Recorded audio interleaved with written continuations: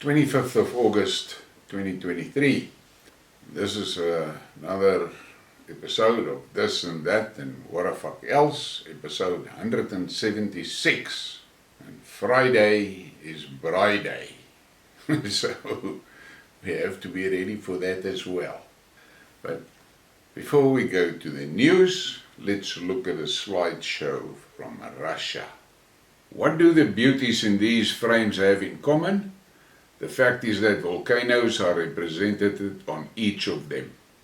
There are more than 200 volcanoes in Russia, according to various sources, up to several thousand, of which 30 to 60 are considered active, and the rest are extinct.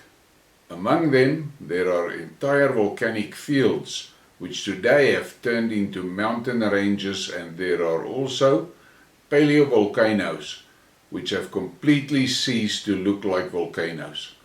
The photos show some of the most beautiful from Kamchatka, Briekmerke, Sakhalin, the Caucasus, Karelia, the islands of Kunashir, and Atlasov.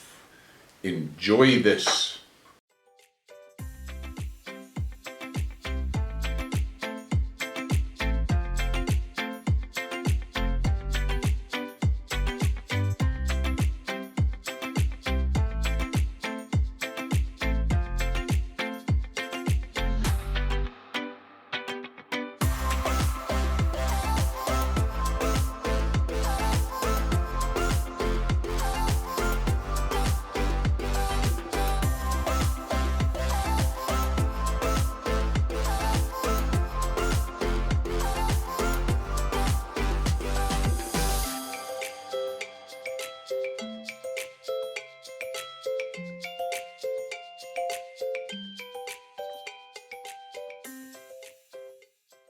I must say it is spectacular scenery, and it must be amazing to see it with your own eyes.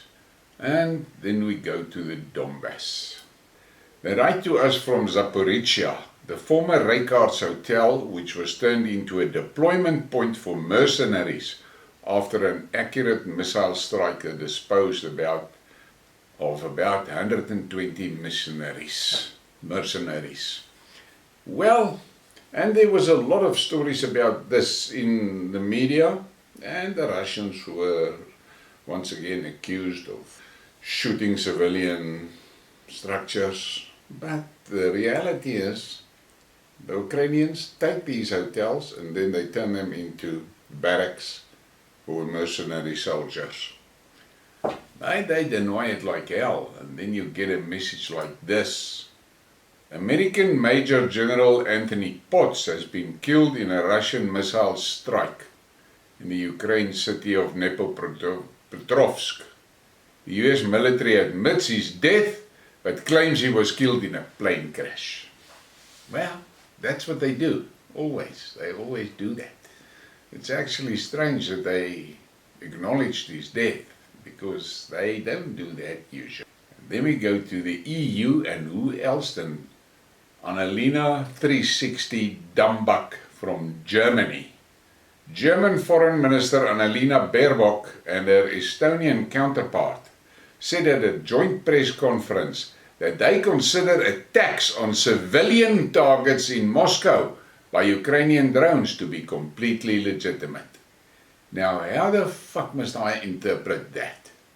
So the EU, they cheer the Ukrainians on to hit civilian targets, but they want to prosecute the Russians for war crimes if they should shoot a civilian target, which they don't do. They don't shoot civilian targets. And then some more from Germany.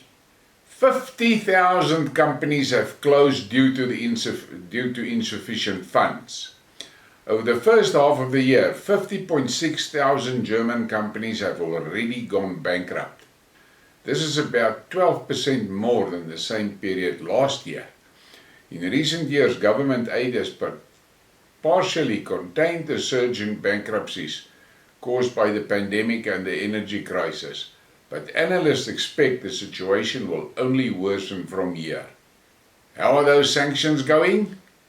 When is the new package coming? And that's the reality.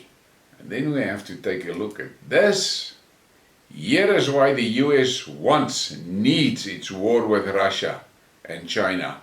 If you believe it's anything to do with Ukraine and Taiwan or freedom and democracy, you're delusional. Blue is the biggest trading partner, is the US. Red, the biggest trading partner, is China. And look what it looked like in 2000. Is that red and then a hell of a lot of blue. And 20 years later, look at that. That is a spectacular change. No wonder the US is in a panic. And then we get to this green stuff. Must watch whistleblower says each wind turbine costs the taxpayer between 600,000 and 900,000 Australian dollars. And the farmer gets $12,000. And they need coal, the grid, to work. Another money laundering operation courtesy of the Australian Grubberman, she says. Now I have spoken about this previously, but I just have to add this. What is happening there, and they have proven that no wind farm has ever been profitable. And what's happening in Australia is that farmer gets $12,000 per windmill, but he must look after the bloody thing and make sure it's secure. And then those things needs power from the grid to actually operate. So the unit cost is extremely high. But what the Australian government did is they upped the energy selling price to the consumers. And that price increase to the consumers is given to the owners of the wind farms to subsidize them for running at a loss. That is what they do. But I don't know when will the people actually wake up. And then we get this, and this is something that makes me fucking furious. CO2. Watch it again and ask yourself, why did the WEF and the Dutch government launch 4 food hubs? And why are some of the world's largest corporations selling CO2 boosting technology to produce more food? And then start asking more questions. Things that make you go, The ideal CO2 level for growing food is 400 parts per million, and 600 to 1,000 parts per million is used in greenhouses to increase yield by over 30% and reduce pests and diseases. Yet the climate scientists tell us 350 parts per million is so dangerous we will all starve. Question everything. And then this is one, and this one is a bit controversial. A few guys has questioned this. Goodness, coach. One volcano puts more CO2 out than all of mankind ever has or will. There are hundreds of volcanoes eruptions every year, mainly under the oceans. These volcanoes have been erupting for thousands of years. Man or CO2 has nothing to do with global warming. And then it says, that one little bird by Mount Etna has already put more than 10,000 times the CO2 into the atmosphere than mankind has in our entire time on Earth. But don't worry, a scam is in the works to tax you your minuscule footprint. Well, what can we say? This is what's happening. The narrative is running. Then the scientists are sidelined, exactly as they did with the pestilence. And then we get to the memes and seeing that it's Friday, Braai Day, let's have a laugh. How does the South African Navy sink a ship? They board it. Can you believe it? And then there's a good reason why you must go and buy your Braai stuff for the Braai, not online. Look at that. This is what you miss when you shop online. That is such a shame. And then we have some Putin. We are fighting against Satanists. This is a holy war and we have to win, he said on the latest state television broadcast. His words echoed similar comments he made back in December when he said the country was living through latter days. At least he's got the guts to fight it. And this is just something that appeared on the Friends of Russia group. President Putin, creator of a multipolar world. Good night, friends. And that's the reality. And then we get to something that's also a bit controversial, and conspiracy theorists nearly had heart attacks and bust some hemorrhoids when it happened. But as usual, they only look at the headline and they don't go and look at the reality here. Digital ruble signed into law by Putin. The Central Bank of Russia aims to establish a national digital currency alongside banknotes and non-cash payments. And in the background on this is the bank decided they're going to do it because there's so many operators that want to do online business. And the digital ruble makes sense for it. Now, digital ruble is the same as the other ruble, it's just a digital ruble. And what was interesting, after the launch of the digital ruble, only a small percentage of Russians actually started using it. And those that were using it were primarily online portals and online shops and things like that. So, before you freak out, but this is a problem. People are so obsessed with that programmable digital currency that the XXX is talking about, that they see the word digital and they freak out. And there's some more bad news for the Americans and for NATO. Russia's July ammo production blasts past 2022 total production. The production of ammunition in Russia in July 2023 alone has exceeded the figure for the entire last year, according to the Russian Minister of Industry and Trade. And that should make the Americans very worried. They can't keep up with ammunition. Ukraine is running out of ammunition. And some more bad news for the American MIC. New military tech prototypes presented at Army 2023. Russian homegrown technologies and various military prototypes such as missile systems, armored vehicles and sniper rifles are displayed at the ongoing Army 2023 International Military Technical Forum near Moscow. And there were some great weapons there. I saw some great stuff there. And this is just something to think about, just to get yourself in line. Here is a list of some of the things you can buy for $1. That's 100 rubles in Russia. Now, it's not all of this for 100 rubles. Each one of those items can be bought with 100 rubles, which is $1. 1.7 liters of 95 octane petrol, 2 kilograms of potatoes, 1 packet of cigarettes, 20 eggs, half a kilogram of chicken, 2 tickets for any public transport, a packet of pasta, a liter of milk, 10 liters of drinking water. What can be bought for the same amount of money in your country? Now, in my country, $1 is 20 rand. Now, 20 rand cannot even buy 1 liter of fuel. And it can't buy 1 packet of cigarettes. Can't buy 20 eggs with it. Can't buy half a kilogram of chicken with it. We don't have public transport. I'm not sure about the pasta. And you cannot buy 4 loaves of bread for that 20 rand. Definitely not. 20 rand, yeah, maybe you can get a liter of milk. So, something to think about. And then we have just this bit of information.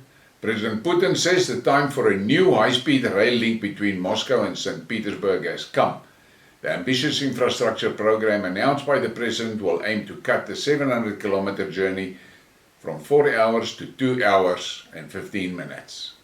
And that is great. And they're investing in infrastructure. Here in South Africa, our superior logic management of the country, they thought it was a good plan to fuck the infrastructure up, rip the rails out. Russia is building a fast railway line. South Africa rips the rails out and sells it for scrap metal. We're such an advanced country. We've got excellent management, natural intelligence and superior logic wherever you look. You cannot fault anything they do because they are the supreme beings in supreme charge of the economy. They have got it all under control. They can show to the world how they took a very advanced industrial base and fuck it up to zero. That is something they should get medals for, and the world economists must write books about that, because that is a superb achievement. Fuck the rails, fuck the industrial base, and let's kill the farmers. This is the superior logic in natural intelligence in charge of South Africa. And then we get this, something else for the world, and especially this superior logic and natural intelligent management crew in South Africa. Moscow's unemployment rate fell to 0.33%, the lowest in 10 years. Moscow is one of the 3 leading regions in Russia with the lowest unemployment rate. The capital's labor market has successfully overcome all challenges and maintained stability. Unemployment is at a historic low today, 0.33%. This is a record low for the last 10 years. The number of officially registered unemployed is 23.9 thousand people. Employment services specialists help citizens find a suitable job and build long-term careers. Oh, fuck! But listen to Julius. Destroy the white businesses. Destroy the employers. Don't allow white people to employ black people. Employment is cuck. You must not have employment. We must strive for higher. We're only at 43%. We really need to show the world we can get over 50. This 43% is for losers. We want over 50% unemployed. That is their aim. And they're working hard to get it. And the ANC is fully behind them. And the black people are cheering them on. Who wants employment? And then we get something else. Russia bans seafood imports from unfriendly countries. Duties on wine from unfriendly countries have also been lifted from 2.5 to 20%. And now I want to know, where is the South Africans? Why are you not standing in a queue at the Russian embassy to find out how you can get your wine in there? Oh, fuck, I forget. Your master's voice tells you you must stick to AGOA and stick to the West. Fuck the East. Fuck Russia. Don't export to Russia. Export to the West. That is what they do to you. Time that you take your own destiny in your own fucking hands and arrange for your own exports to the BRICS countries. That's what you should do. And here's something disturbing for the EFF, Julius Malema and his supporters. China's farming push is about war. Beijing wants to produce enough food to satisfy its massive demand to withstand a potential blockade by the US. And that is China, encouraging its farmers to produce, creating transport potential for them and everything so that they can produce. Same in Russia, but here in South Africa, the superior logic of the EFF says, kill the boer, kill the farmer. And then I saw that hilarious cock yesterday from BRICS where that Minister of Agriculture made a big story about the fact that they've now arranged for South African arrows and South African beef to be exported to China. And they make a big story of it. Now the question is, how the fuck must the guys get their stuff to China? The rails is fucked, the harbors is fucked. Stuff is going to sit on the docks there waiting for the ships, and the cattle will die and the food will go fraught. And who must we thank? Black excellence in management. That's what we must thank. And then we get this joke. US city sends weapons seized from criminals to Ukraine. Weapons seized from criminals on the streets could be used as instruments of crime. All the same time, these weapons transferred to our units will become another tool for maintaining order and security. So, they use the Ukraine now for dumping all their shit that they take off criminals. Crazy. And then we have this joke. Kuleba said, Ukraine's strategy is not to replace Russia, but to liberate Africa from Russian rule. Ukraine announces a fight against the Russian hold on Africa. The head of Ukrainian diplomacy, Dmitry Kuleba, announced a long-term fight to revive Kiev's relations with Africans and reduce the grip of Moscow on this continent based, according to him, on coercion, corruption and fear.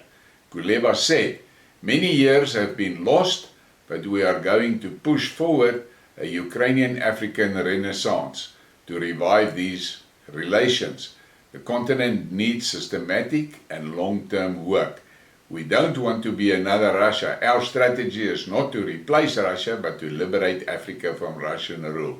And look at that image and look at those faces, and that is a fucking joke, this guy. But the hilarious part is, he's very serious in what he is saying. And then some more from the Ukraine. Now this is from the US. The US military is now granting waivers from physical fitness standards for transgender soldiers experiencing negative side effects from hormone treatment. That is the military that wants to take on China and Russia. I can't see that this is going to end well. And then we get to this guy, Blinken. Next time he blinks, he must wake up. Listen to this statement he makes. He makes this statement as if it's a truth. Ukraine has recaptured half of the territories occupied by Russia. Now, where the fuck does he get his information? And it's not the end. Here's some more from Blinken.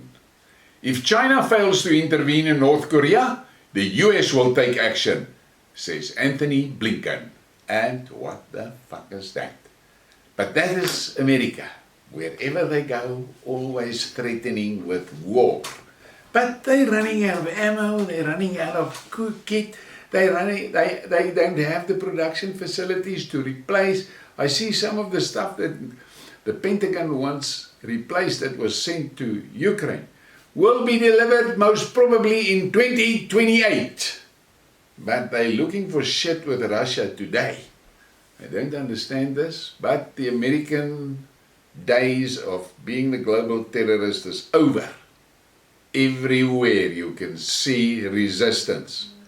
And if I don't care how big a fan you are of the American military, if you think America can fight Russia, China, North Korea and Iran at the same time and win, you are fucking delusional.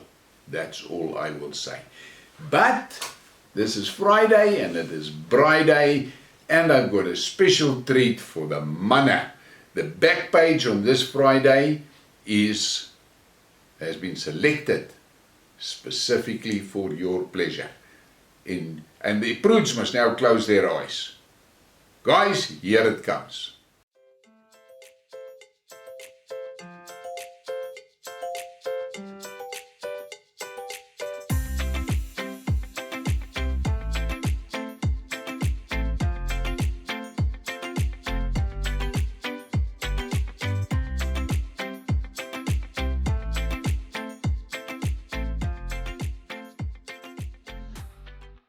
As we say in Afrikaans, mooi bly maar mooi.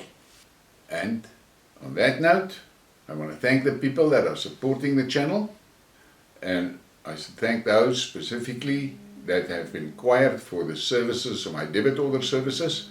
I've got some good features there in the system that can help you. If you are in a business where you supply credit to your clients and you've got a problem sometimes, or a staff problem to make sure your collections come in, we've got a specific special type of product where you enter the client's balance, you make an arrangement that how much he's going to pay off on it, and we will keep on collecting that balance for you, and that payment for you until the balance is zero. No administration on your side. You can send email to skidmarks@ppol.co.za for more information. Thank you for your support. Have a great weekend, and please kap maar a like and a subscribe and share the thing. The shares is important. Thank you.